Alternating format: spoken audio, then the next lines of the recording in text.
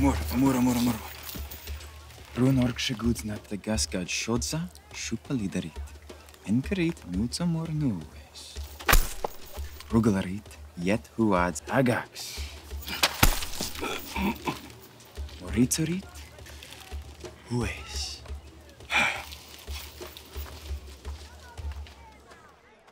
Wafflin! Hail, human vendor! I wish to purchase a chicken rather than take it by force. Indeed! I relish the opportunity for economic commerce.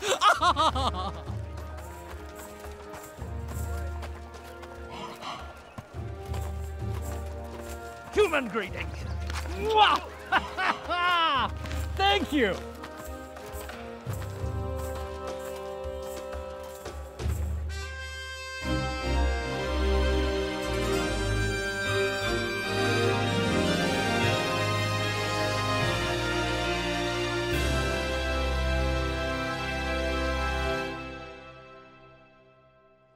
Where is the market? Where? Wah. Thank you. Your dress is lovely. Where is the market? I wish to buy the apple. Ulzes dulaka. Matag nonchalanta, netgat shalant. Omek whelm. Gruntled. Gat not a lag chu mutter skruda. No trista shuka get quach duvi America.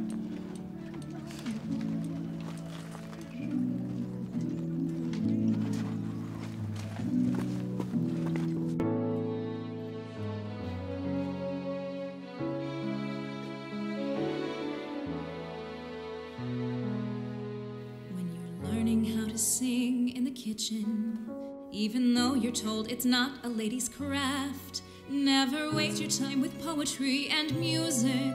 Never act without approval. Never fraternize with staff. Never show your real motive. Listen to the talking heads. Never reach for mommy's cheek before you go to bed. Never slum it for affection. That's how peasants wind up dead.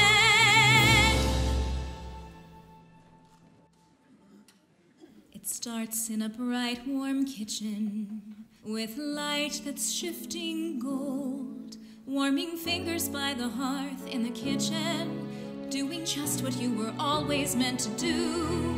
When you sneak to midnight lessons in the kitchen, when you skip another dinner full of bores, when you watch them pluck the lyre and the chickens, when you talk them into just one ballad more, when you learn to use your voice in the kitchen with the servants and the minstrel and the bard, then you learn the truth your friends know in the kitchen. The voice that speaks the truth can travel far. The voice that speaks the truth will travel far.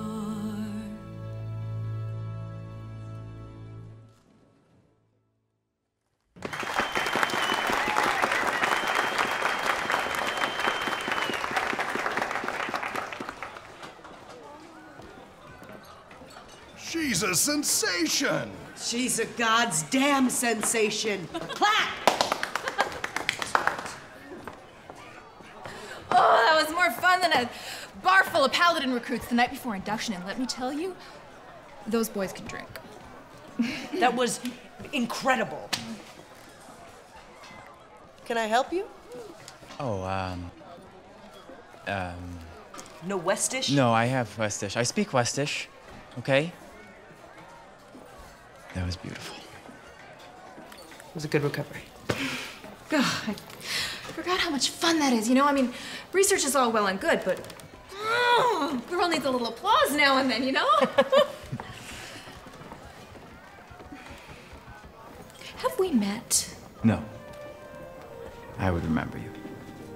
Stumbas orcus ec flambas acas. Ash bobas milk al kemasores hegula. No. I wish I could stay. You're a marvel in this part.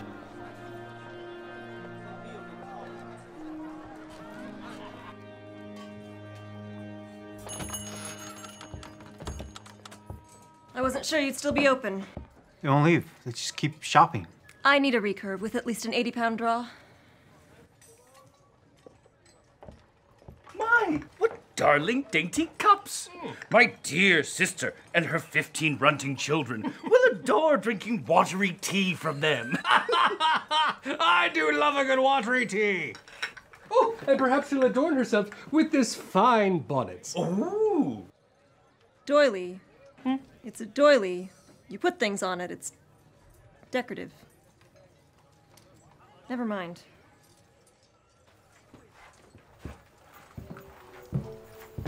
So, an elf are you? Being human, I have a inexplicable sexual fixation with your species. I find your slenderness and lack of upper body strength arousing. What? I can't tell if you're insulting me or trying to make a pass. Well. I could buy you this worthless trinket as a sign of my wealth and virility. You're about 3 words from a knee to the groin. Oh. What was that supposed to accomplish? She travels with the Orc Slayer.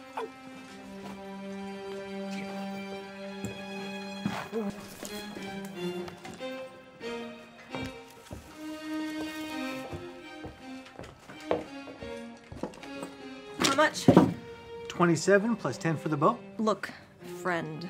I'm not some green stick fresh out of the wood. I made better arrows than these before I had all my teeth. 15.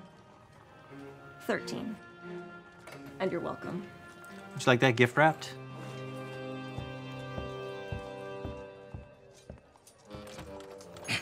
The sergeant. Yes, but first. Yes! The sausages! You there, sir. Hello! We'll take all of this. Oh, and this. But that was for my wife. It's not her color.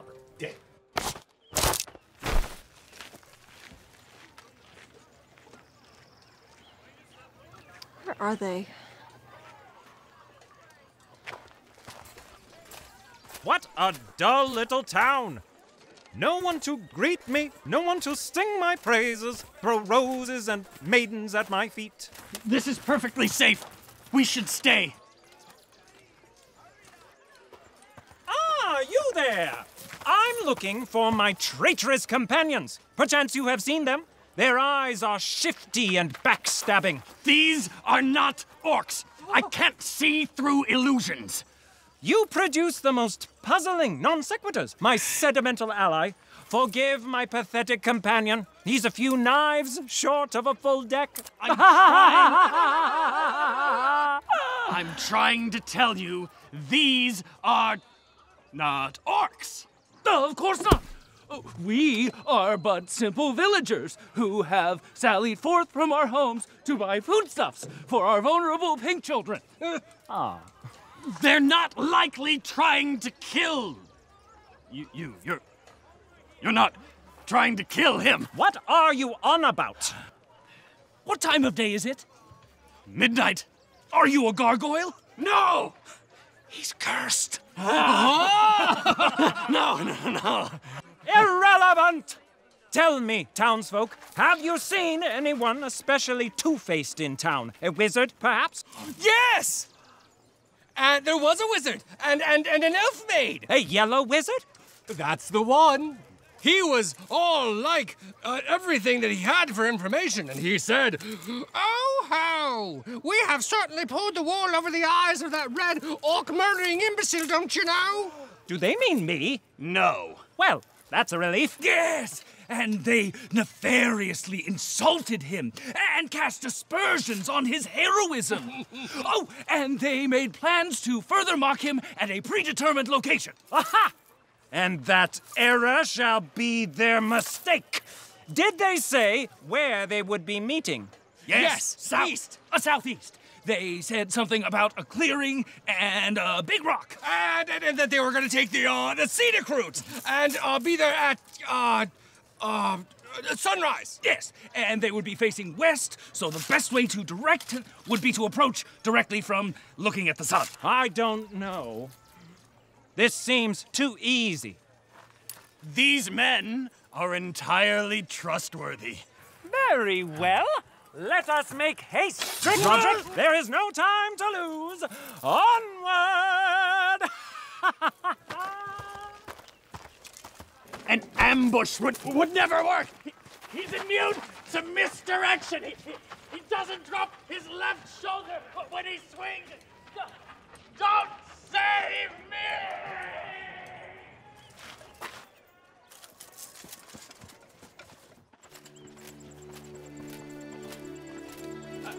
Reject death and accept the mercy of Vieras? No? How about you? No? Not interested? Fine. Enjoy hell. Oh. Vieras welcomes you. Does he? I had begun to doubt. All who seek wholeness and renewal will find it through his mercy, even if it means getting stuck in this sodding boonies assignment. I've become something unholy in his sight. Brother, we all falter on the path to righteousness. He knows this, and still he forgives us. Even when we get so drunk, we shag what we think is a mermaid, but turns out, in fact, to be a fish cart. Nothing could make him withdraw his love. Come, join me in the sanctuary. I'm, not sure I can.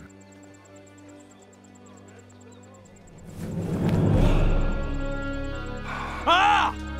Back, fiend! Away! I cast thee from my sight! I'm not welcome? Pray, tell why. You are a blight! A living sin! No! Sin is something you do, not something you are. Ah! Where's my sanctuary, Vieras? Where's my forgiveness?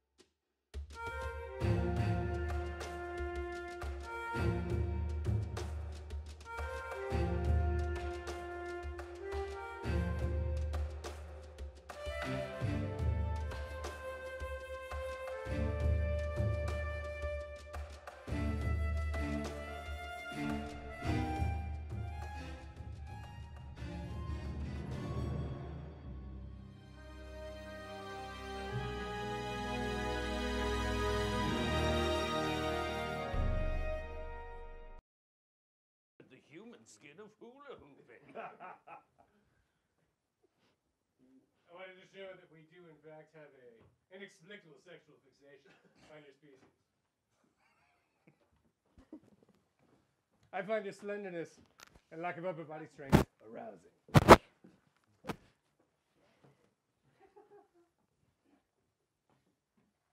Being a human. Oh, shit.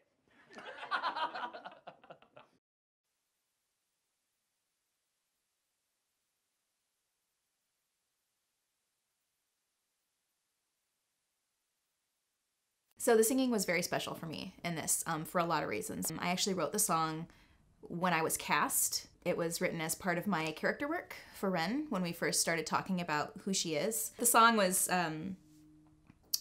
part of the backstory for her. So it was really special to me to have in it because it's something that I personally had been working on for, 6-7 years. I feel like it was the perfect setting.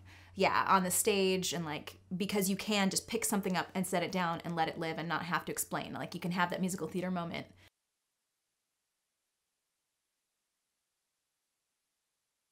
My favorite times of working with Jeremy and Jesse, we spend so much of any given day on set in the makeup chairs. A couple hours plus getting in, little less than that, but still a fairly long process. And my favorite thing dealing with that is just listening to Jeremy continue to try and crack jokes and be the center of attention while we all need to be still and have makeup put on. You show up on set at 5 in the morning, let's go slam down some coffee and sit in a chair and get green.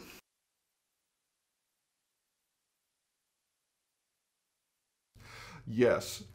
Partially. There's an expression, fish can't see the water until you pull it out of the ocean and go, look at that.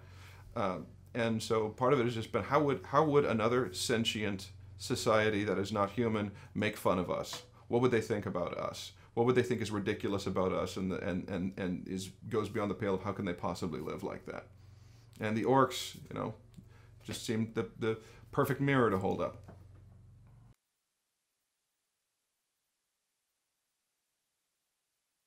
On his way to the first town, so I think GLORION and Roderick probably killed the majority of the people that they interacted with. Knowing what I do about GLORION's character, I'm going to say that he probably just thought it was a bit of exercise, you know, get the blood flowing, a little bit of calisthenics. I can't imagine them running into somebody and probably not getting into some kind of like fight or argument or engagement. But the great thing about GLORION is that he doesn't really realize that he is about to get into an argument or trouble or a fight or danger or anything like that. He's just having a really great time. Solving problems, meeting people, enjoying life. Yeah.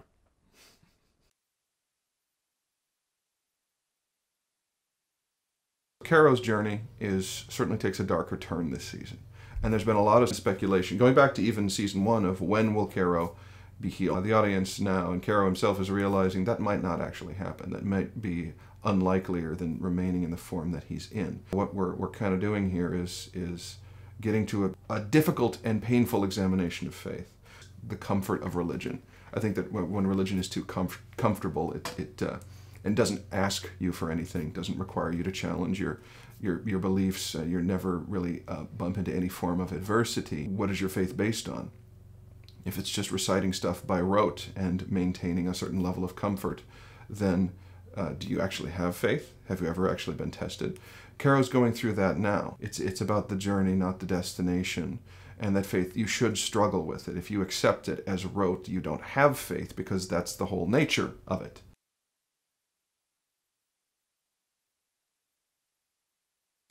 CARROW is undergoing a revelation of faith, most definitely, especially in this season. Much like his decomposing face, the cracks in his faith are becoming more and more apparent. He hasn't changed who he fundamentally is exactly, yet he's being rejected by his God, who's supposed to be all forgiving and all loving.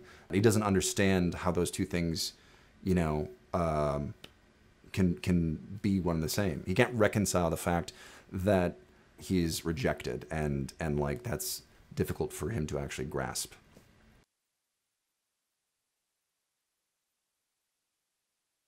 When the human orcs meet GLORION, finally for the first time get to face off, while GLORION has no idea that they're orcs. Hearing the orcs speak English, or attempt to speak English, just my favorite thing. They're so great. I love right before they go in, and Jeremy's orc comes out and he goes, "To Leeds!" with the ears. Like, that's my favorite thing. It makes me laugh every time. To Leeds! Let's all eat a cow. Money's not imaginary. When they drink the potion that lets them speak English, Anglaise, yeah, super good, super hilarious. The doily floors me every time. They're human, and they're just loving it. Like just throwing on the swagger and what they think humans are into, and like to see orcs who don't have a high respect for humans act like humans, and what that means comedy-wise, as far as physical comedy and just like the words, is priceless. Yart and Grelnock in the store, just, it was delightful. Like the thing that Jeremy Spray was doing with the pipe. I think episode 3, season 1, the grammar argument is still probably my favorite episode moment in the entire series.